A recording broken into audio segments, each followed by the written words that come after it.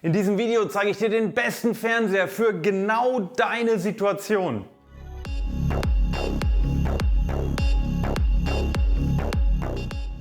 Hallo, hier ist Fitus von hifi.de.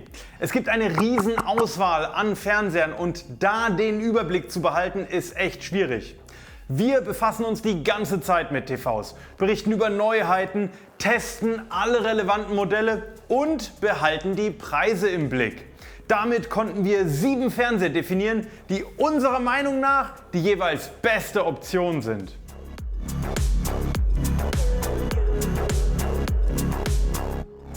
Als erstes geht es um die besten Optionen bei begrenztem Budget. Hier muss natürlich immer ein Kompromiss zwischen Bildqualität und Größe gefunden werden. Am Ende ist das Geschmackssache. Nur sollte man die Bildqualität, die man bezahlt hat, auch noch erkennen können. Wenn ihr euren Sitzabstand in Zentimetern einfach durch 6 teilt, dann habt ihr die minimale Bildschirmdiagonale in Zoll, die euer TV wirklich haben sollte. Größer geht natürlich immer.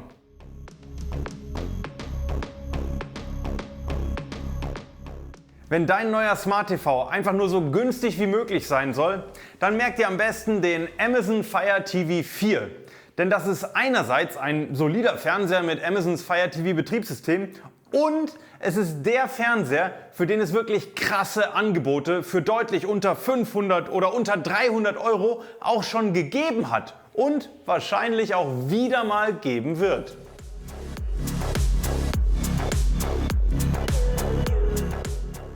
Der Samsung CU7179 ist ein alltagstauglicher Allrounder mit solider Bildqualität.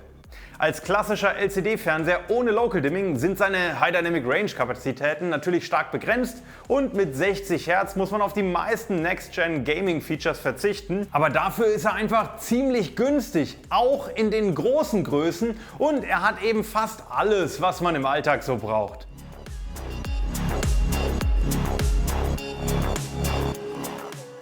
Wenn es ein günstiger Fernseher primär fürs Gaming sein soll, ist der TCL C745 die beste Option. Der QLED-TV hat wegen der Quantum Dots eine gute Farbdarstellung und hohe Helligkeit bei HDR. Außerdem punktet er beim Gaming mit 120 Hz und HDMI 2.1.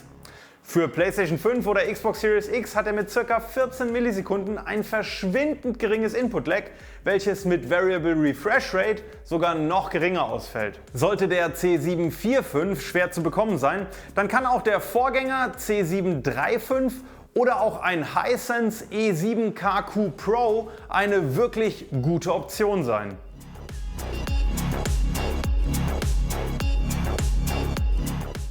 Teurere LED, QLED oder Mini-LED-Fernseher haben es schwer, weil man für denselben Preis zumindest fast schon einen OLED bekommt.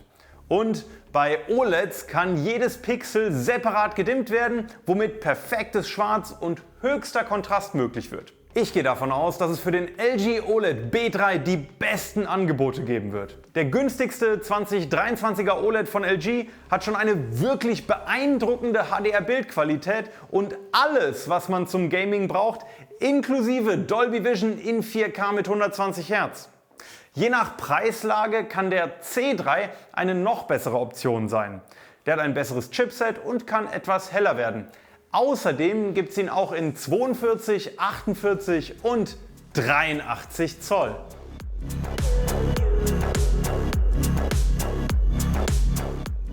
Sollte dein mögliches Budget noch etwas höher sein, dann kommen schon die absolut besten Fernseher überhaupt für dich in Frage. Im Premium-Segment kann man natürlich auf verschiedenste Dinge Wert legen. Wir möchten uns in diesem Video aber auf den besten Fernseher und eine sinnvolle Alternative beschränken. Für mehr Alternativen haben wir ja noch andere Videos.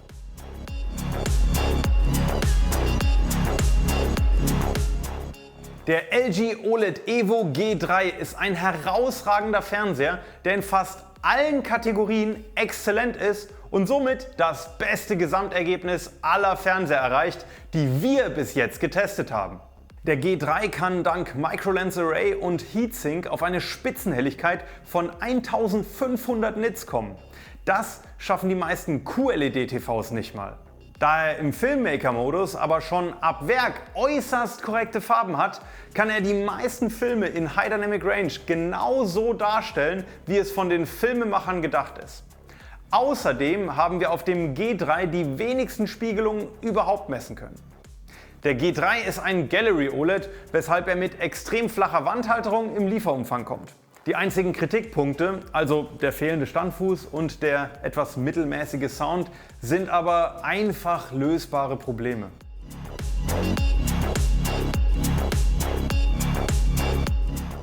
Abseits der OLED-Fernseher hat uns dieses Jahr der Sony X95L wirklich am meisten beeindruckt.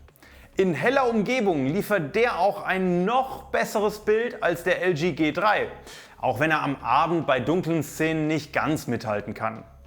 Denn obwohl andere Mini-LED-Fernseher vielleicht mehr Dimming-Zonen haben, hat der X95L die beste Bildqualität aller getesteten LCD-Fernseher abgeliefert. Und dabei ist der Sony TV eben am wenigsten von äußeren Einflüssen wie Spiegelungen oder generell viel Sonnenschein abhängig. Und noch dazu klingt der Fernseher auch richtig gut.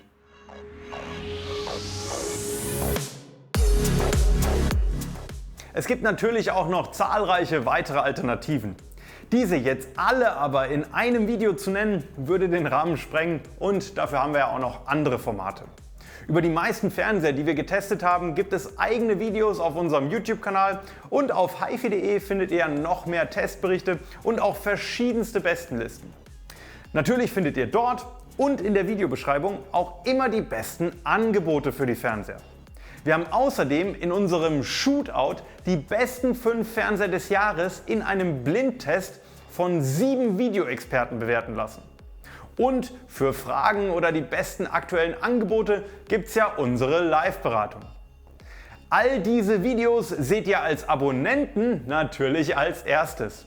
Und falls ihr noch einen Geheimtipp habt, könnt ihr den natürlich unten in den Kommentaren gerne mit uns teilen.